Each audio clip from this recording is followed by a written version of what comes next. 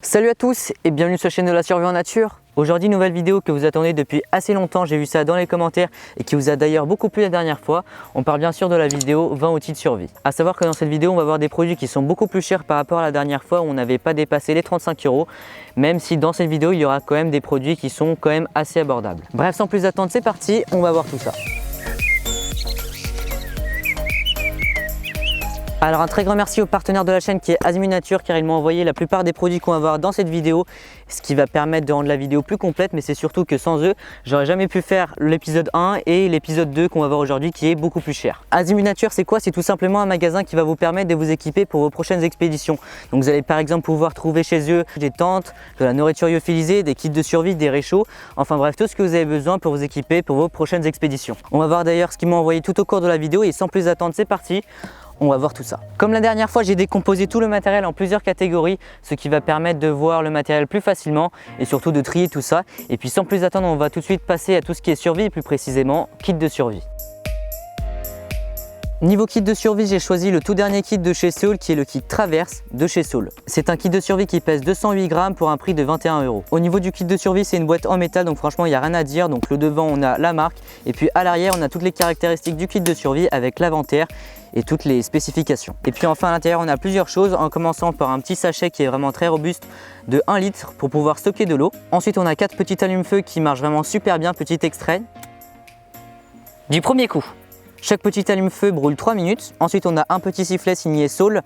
Ensuite, on a du duct tape, donc il me semble qu'on a 66 cm. Donc le duct tape, c'est un scotch qui est vraiment très résistant. Ensuite, on a 2 tablettes de micro pur signées Katadyn, 2 petits manuels, un du kit de survie et un de chez Katadyn. Ensuite, on a un Fire Steel de chez Saul qui marche également très bien. Le principe est vraiment très simple, on a juste à tourner la roue et ça fait des étincelles.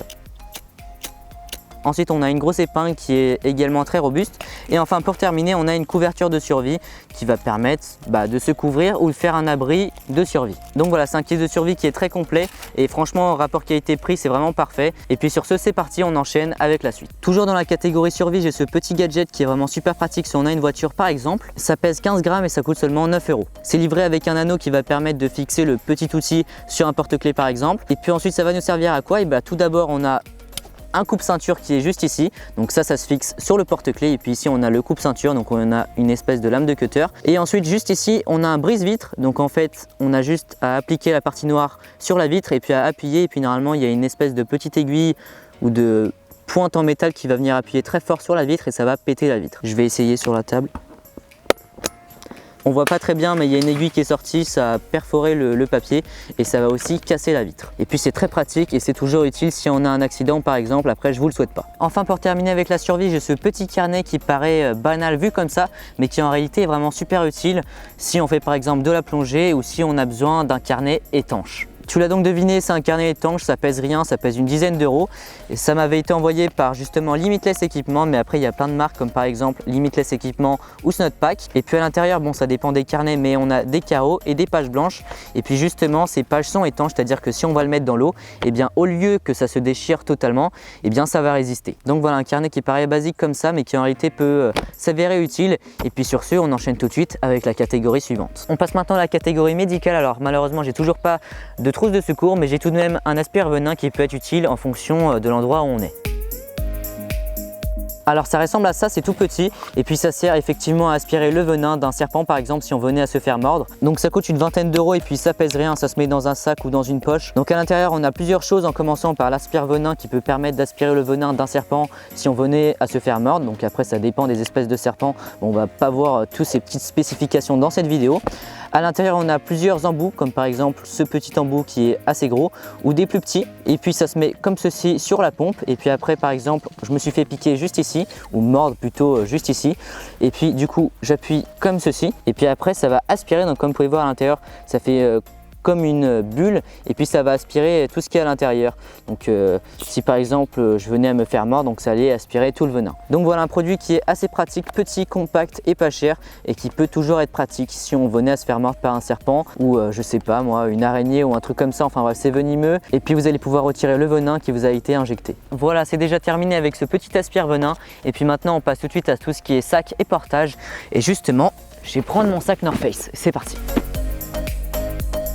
Alors il faut savoir qu'un sac de randonnée, c'est vraiment très important de bien le choisir car c'est avec que tu vas marcher pendant des heures. Et il faut savoir qu'un bon sac de randonnée, ça vaut justement très cher. Alors pour cette vidéo, j'ai choisi un sac qui n'est pas pour la même utilisation que la randonnée.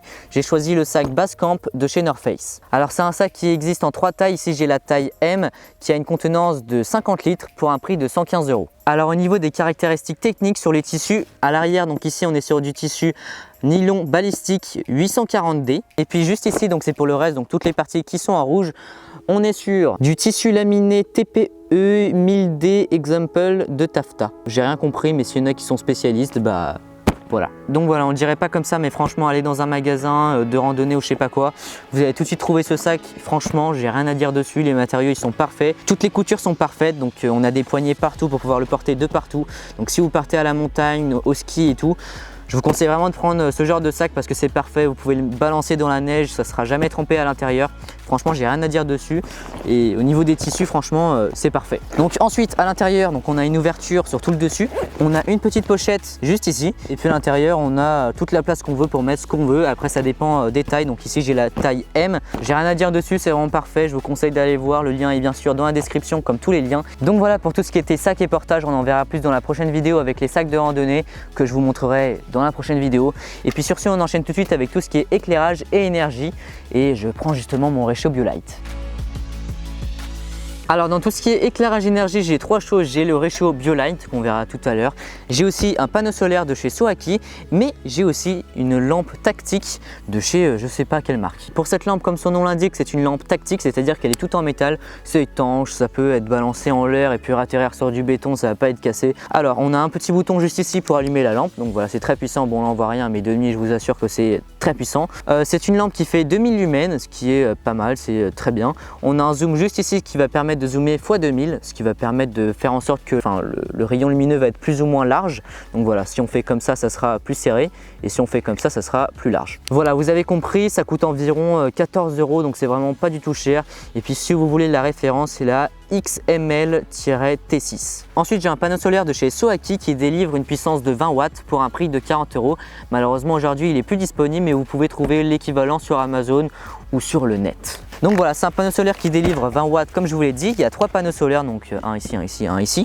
À l'arrière, on a une petite pochette avec justement un zip. Donc à l'intérieur, on a 2 prises USB avec une LED qui nous indique qu'il y a de la lumière pour créer de l'énergie, donc les ports sont alimentés en énergie. Donc voilà, on a 2 ports USB et puis juste ici on a une pochette pour mettre le téléphone avec le câble. Enfin pour terminer, j'ai mon réchaud Comstof 2 de chez BioLite qui pèse à peu près 900 grammes pour un prix de 144 €. Je vous laisse avec mon moi du passé qui va vous expliquer ça super bien. Alors le réchaud, il se décompose lui en 2 parties. On a le foyer et on a le boîtier qui va justement permettre de produire de l'énergie. Pour les caractéristiques du foyer, il est en acier inoxydable. En dessous, on a 3 pattes qui se déplient et justement la 3e patte va permettre de verrouiller le boîtier qui va se mettre juste derrière. Donc voilà, c'est un foyer qui est très technique et puis on va tout de suite passer au boîtier. Pour le boîtier, il ressemble à ça. Alors juste ici, on a la sonde qui va se mettre justement dans le foyer et puis au niveau de l'interface, ça ressemble à ça. Donc voilà, pour le boîtier, il se présente comme ceci et puis si vous voulez toutes les caractéristiques, la vidéo est bien sûr disponible, ça s'affiche juste ici. C'est terminé avec tout ce qui est éclairage et énergie. On passe maintenant à tout ce qui est outillage avec les couteaux. Au niveau de la hachette, elle mesure à peu près 20 cm de longueur pour un prix de 35 €. Donc on a une petite hachette et on a une petite protection pour la lame qui est en nylon. Au niveau des matériaux, au niveau acier, on est sur de l'acier inoxydable et puis pour le manche, on est sur du FRN, ce qui correspond à un nylon fibre de verre. Donc c'est en gros du plastique très renforcé si vous préférez. Et puis sur le dessus on a un petit grip, ce qui permet d'avoir plus de confort. Ici on a 2 endroits pour mettre les doigts. Ici on peut casser des pierres si on a envie. J'ai fait une vidéo détaillée, ça s'affiche juste ici ou dans la description. Ensuite pour le couteau, il y a cette fois plus de choses à dire. On va commencer par la pochette, donc elle est faite en nylon. Juste ici on a un petit guide de signalisation, donc si on fait comme ça, ça veut dire oui j'ai besoin d'aide, et ça c'est justement dans un plastique qui est très solide, c'est pas dans un espèce de papier bizarre. Ensuite juste ici on a un petit scratch qui va permettre de déverrouiller le couteau qu'on va voir justement juste après. Enfin pour terminer avec la pochette, juste ici on a un petit allume-feu qui marche également super bien, ça s'utilise comme ceci. Ensuite juste ici on a un deuxième petit scratch qui va nous permettre d'avoir accès à la pierre à aiguiser, donc ça s'aiguise comme ceci. Donc voilà. Après si on veut aiguiser ça plus précisément, on a aussi un outil de chez Gerber qui va permettre d'aiguiser les dents qui sont juste ici. Voilà, petit aiguisoir. Et puis si on veut avoir juste le manche, on a aussi la possibilité de enlever l'espèce de petit étui. Voilà pour tout ce qui est étui. Maintenant au niveau du couteau, ce qui est plus intéressant, on est sur une épaisseur de lame qui fait à peu près 4 cm, j'ai pas exactement les dimensions. Ensuite juste ici on a deux moitiés, donc on a une moitié tranchant, donc couteau comme on les connaît, et une côté dent qui va nous permettre de faire en gros d'enlever plus de matière qu'avec la lame, et puis avec la lame on peut avoir plus de précision. Juste ici on a un petit endroit où on n'a plus de revêtement, ce qui va nous permettre d'utiliser le fire steel, parce que si on l'utilise avec la lame ça va abîmer la lame, et si on l'utilise juste ici ça va pas marcher. Ensuite on a un grip sur le manche qui va nous permettre d'avoir un très bon maintenu, et puis juste ici on a du plastique qui est également du FRN. À l'arrière on a une espèce de petite pointe en métal qui va nous permettre de casser des pierres comme la hache, et puis juste ici on a une petite dragonne avec un sifflet, voilà, qui marche vraiment super bien, et puis juste ici on a deux petits trous, et un d'ailleurs juste ici si on enlève la dragonne, qui va nous permettre de fixer le couteau au bout d'une perche. Donc voilà, un très bon couteau qui est assez abordable. C'est maintenant terminé avec tout ce qui est outillage. On va maintenant passer à la catégorie bivouac, et dans cette catégorie bivouac j'ai choisi l'hydratation. Alors niveau filtre à eau pour cette vidéo, j'ai choisi le Bifree Tactical de chez Katadyn qui me l'avait envoyé. Le filtre à eau pèse 70 grammes, il peut stocker 1 litre d'eau et a une durée de filtration de 1000 litres. Ce filtre a également une finesse de filtration de 0,1 micron, tout cela pour un prix de 47 €. Pareil, j'ai fait une vidéo détaillée sur ce filtre, donc si vous voulez avoir plus d'informations et comment utiliser ce filtre, le lien est dans la description. Au niveau du stockage de l'eau, j'ai choisi une bouteille de chez Natgel, ça pèse 183 grammes et ça coûte à peu près 10 €. Voilà, merci Lucas de nous avoir présenté ce filtre à eau. De rien. Maintenant, on va passer à tout ce qui est feu avec les réchauds. On va commencer avec le réchaud à gaz Crux de chez Optimus. Donc c'est un réchaud à gaz qui va permettre de développer 3000 watts, ce qui est juste énorme. Ça fonctionne avec du gaz, donc on peut utiliser n'importe quelle taille de cartouche de gaz. Donc le réchaud se déplie comme ceci, donc le brûleur se tourne et puis ensuite ça se clip. Et puis après on a juste à ouvrir les petites pattes qui va permettre de mettre un récipient par-dessus. Ensuite juste ici on a un petit pas de vis qui va permettre de visser la cartouche de gaz. Sinon au niveau des caractéristiques, le réchaud pèse 89 grammes pour un prix de 44 €, ce qui est pas du tout cher pour ce que c'est. Enfin après je vous conseille d'aller voir ma vidéo détaillée qui s'affiche juste ici et dans la description, et là pour le coup je vais vous dire toutes les caractéristiques techniques. La dernière fois je vous avais présenté ce réchaud qui est le réchaud MSR Pocket Rocket 2, qui est tout petit, très efficace et qui ressemble beaucoup au réchaud Crux de chez Optimus. Aujourd'hui on va voir un réchaud qui est beaucoup plus imposant, qui est le réchaud Wind Boiler de chez MSR. C'est un réchaud qui pèse 481 grammes pour un prix de 114 € et vous pouvez voir qu'il est beaucoup plus imposant, c'est parce que c'est un réchaud qui est pour la haute montagne, c'est pour cela qu'il est livré avec plusieurs choses. Donc tout d'abord on a le petit capot qui va permettre de ranger tout, et juste ici on a le brûleur radiant. Si vous voulez avoir plus d'informations, lien dans la description. Donc c'est un brûleur radiant, ce qui va permettre de faire en sorte qu'il résiste beaucoup mieux au vent que les autres réchauds, comme par exemple tous les réchauds qui sont juste ici. Comme vous pouvez voir, le brûleur est juste énorme par rapport à ce petit brûleur là. Donc voilà, brûleur radiant. Juste ici on a une petite valve pour pouvoir mettre la cartouche qui est juste ici avec le petit truc pour pas abîmer le récipient. Ensuite juste ici on a une petite gamelle qu'on peut utiliser avec le petit couvercle pour faire une espèce de petite tasse.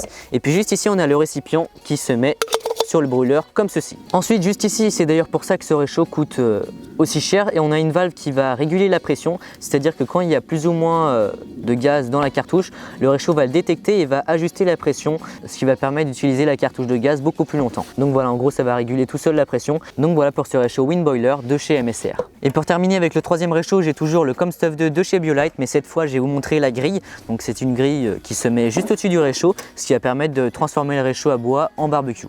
Voilà, ça ressemble à ça, on a des petites pattes qui se déplient puis ça se met sur le réchaud comme ceci. Ça va permettre de transformer le réchaud et d'économiser de l'argent et de la place, puisque au lieu d'acheter un barbecue, on a juste à acheter une grille. Pour aller avec tous ces réchauds, j'ai deux récipients de chez Optimus. J'ai le petit kit Terra HE Solo qui contient plusieurs choses. On a deux récipients, donc tout d'abord on a une espèce de petite housse, et puis ensuite on a le premier récipient avec deux petites poignées et le deuxième récipient avec une poignée centrale. Le kit entier pèse 200 grammes, le tout va permettre de contenir 0,6 litres d'eau et le tout coûte 29 €. Bien sûr à l'intérieur on va pouvoir caser le réchaud avec la cartouche de gaz. Si c'est beaucoup trop petit pour toi, j'ai aussi la version au-dessus qui est le kit Terra HE. Le kit entier pèse 720 grammes pour une contenance de 3,4 litres, ce qui est beaucoup, pour un prix de 54 €. Enfin à l'intérieur on a plusieurs choses, en commençant par une espèce de petite casserole toute plate. On a aussi une petite poignée en aluminium qui est très légère, ce qui va permettre de prendre les récipients. On a aussi un récipient beaucoup plus petit. Ici on a une petite mousse protecteur, et enfin on a le récipient principal qui est juste ici et la pochette. Alors ce récipient là va permettre de stocker 1,4 litres et celui-ci va permettre de stocker 1,5 litres. Juste ici sur le récipient principal on a une espèce de réflecteur qui va permettre de transmettre la température à tout le récipient, contrairement à celui-ci où on n'a pas ce petit système. Voilà, pour moi c'est le meilleur kit pour partir en randonnée. On a bien sûr la place à l'intérieur pour mettre le réchaud ou de la bouffe. Voilà pour tout ce qui était fait, on va maintenant passer à tout ce qui est matelas. On va tout de suite commencer avec le matelas Ridgerest classique de chez Thermarest. Le matelas pèse 400 grammes pour des dimensions de 183 par 51 cm. Le tout coûte 19 €. Ce qui est pas du tout cher pour ce que c'est. Après, il faut savoir que c'est un tapis de sol et on peut pas trop appeler ça un matelas. C'est plus quelque chose qui va nous isoler du sol. Mais si vous n'avez pas trop de budget, c'est parfait. Voilà pour ce premier matelas qui est pour moi parfait si vous n'avez pas trop de budget ou si vous débutez et vous n'avez pas besoin de quelque chose d'ultra léger. On va maintenant passer à un matelas qui est beaucoup plus haut de gamme, qui est le matelas Ultraline Insulate de chez Seato Semi. Alors là j'ai en ma possession la version S qui pèse 450 grammes pour des dimensions de 128 par 55 cm, le tout pour un prix de 115 €. Donc voilà, pour moi c'est un super matelas, je vous invite à aller voir ma vidéo que j'ai sortie il y a très longtemps, donc ne jugez pas la qualité, je vous mets quand même le lien dans la description. Et puis sur ce on va tout de suite passer à la version au-dessus qui est le matelas Ultraline Insulate Comfort Light de chez Seato Semi. J'ai encore une fois en ma possession la version S qui pèse 570 grammes pour des dimensions de 128 cm par 55 cm, le tout pour un prix de 155 €. Donc c'est très cher, mais en fait vous allez voir la vidéo qui va arriver dans pas très longtemps. Franchement c'est pour moi le meilleur matelas si on a du budget, parce que c'est un matelas 4 saisons, c'est à dire qu'on a une isolation juste parfaite, ce qui va nous permettre de justement l'utiliser pendant les 4 saisons, donc même en hiver. Alors c'était pas le cas avec ce matelas là parce que c'était il y a très longtemps, mais aujourd'hui avec tous les matelas de chez Seato Semi, on a le sac pompe qui est livré avec, et justement le sac pompe peut faire office de sac de rangement. Enfin bref, j'espère vraiment que cette vidéo vous a plu. Si c'est le cas, n'hésitez pas à mettre un pouce bleu, à vous abonner si vous souhaitez en voir plus. Si vous avez des questions, c'est dans les commentaires. Si vous avez des idées de matériel pour la prochaine vidéo, n'hésitez pas à mettre tout ça dans les commentaires. Et puis sur ce, on se retrouve pour une prochaine vidéo. Salut! Salut à tous et bienvenue sur la chaîne de la survie en nature. Aujourd'hui on se retrouve donc dans une nouvelle vidéo pas du tout montée et assez courte. On se retrouve donc aujourd'hui pour une vidéo jeu concours. Alors dans une première partie je vais vous dire comment gagner tous les lots que Azimut Nature va vous faire gagner. Vous allez en gros aller sur leur site et m'envoyer tout ce que vous avez besoin pour une limitation de prix que je vais vous dire tout à l'heure.